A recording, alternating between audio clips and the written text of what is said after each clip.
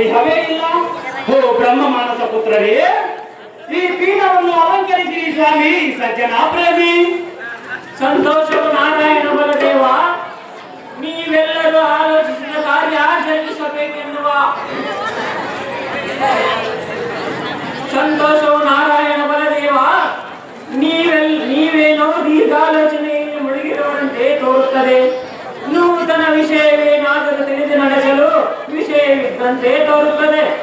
ನಾನೇನಾದರೂ ಒಳ್ಳೆಯ ಸಮಯಕ್ಕೆ ಬಂದಂತಾಯಿತು ನಾರಾಯಣ.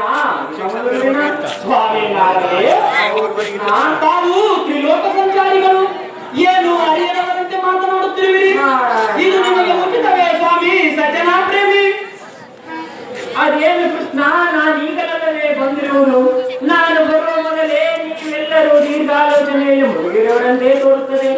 ಇಷ್ಟಕ್ಕೂ ನೀವು ಮಾತನಾಡಿದ ವಿಷಯವು ನನಗೇನು ತಿಳಿಯದಪ್ಪ ಕೃಷ್ಣ.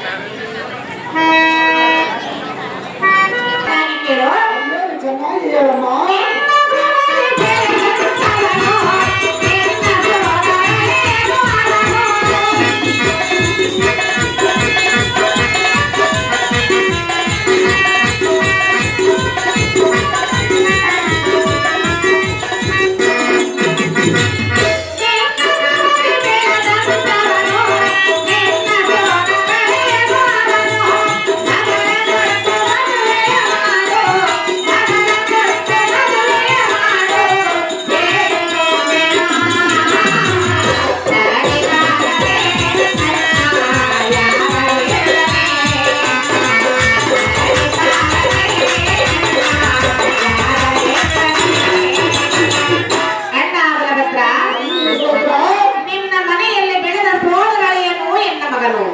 ಎನ್ನ ಮಗನಿಗೆ ನಿನ್ನ ಮಗಳನ್ನು ಕೊಡಬೇಕೆಂದು ಕೇಳಿಕೊಳ್ಳುವೆನು ಅಣ್ಣ ರಾಜಾಕುಲಕನ್ಯ. ಒಳಗ ನೀವು ಯಜ್ಞದ ವಿಷಯವಾಗುತ್ತಂತೆ ದೀರ್ಘಾಲೋಚನೆಯಲ್ಲಿ